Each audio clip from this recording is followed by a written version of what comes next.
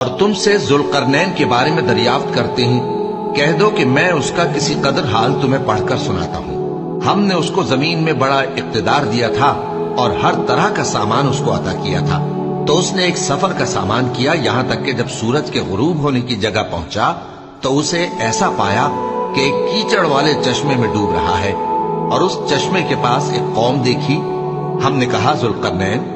تم ان کو خواہ تکلیف دو خواہ ان کے بارے میں بھلائی اختیار کرو، دونوں باتوں کی تم کو قدرت ہے۔ ذوالقرنین نے کہا کہ جو کفر و بد کرداری سے ظلم کرے گا اسے ہم سزا دیں گے، پھر وہ اپنے پروردگار کی طرف لوٹایا جائے گا تو وہ بھی اسے بڑا عذاب دے گا، اور جو ایمان لائے گا اور عمل نیک کرے گا اس کے لیے بہت اچھا بدلہ ہے، اور ہم اپنے معاملے میں اس سے نرم بات کہیں گے۔ پھر اس نے ایک اور سامان سفر کیا، یہاں تک کہ سورج کے طلوع ہونے کے مقام پر پہنچا تو دیکھا کہ وہ ایسے لوگوں پر طلوع ہوتا ہے جن کے لیے ہم نے دھوپ سے بچاؤ کی کوئی اوٹ نہیں بنائی تھی۔ حقیقت یوں ہی تھی، اور جو کچھ اس کے پاس تھا ہم کو سب کی خبر تھی۔ پھر اس نے ایک اور سفر کا سامان کیا، یہاں تک کہ دو اونچے سیدھے پہاڑوں کے درمیان پہنچا تو دیکھا کہ ان کے اس طرف کچھ لوگ ہیں کہ بات کو سمجھ نہیں سکتے۔ ان لوگوں نے کہا کہ اے ذوالقرنین، یاجوج اور ماجوج اس علاقے میں فساد کرتے رہتے ہیں، بھلا ہم آپ کے لیے خرچ کا انتظام کر دیں کہ آپ ہمارے اور ان کے درمیان ایک دیوار کھینچ دیں۔ ذوالقرنین نے کہا کہ خرچ کا جو مقدور اللہ نے مجھے بخشا ہے وہ بہت اچھا ہے،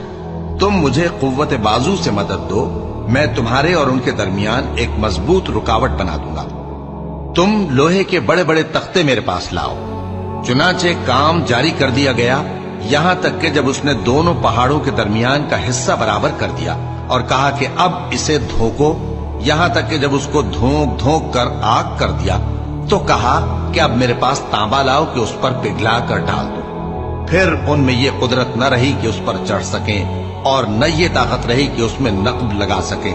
بولا کہ یہ میرے پروردگار کی مہربانی ہے، پھر جب میرے پروردگار کا وعدہ آ پہنچے گا تو اس کو ڈھا کر ہموار کر دے گا، اور میرے پروردگار کا وعدہ سچا ہے۔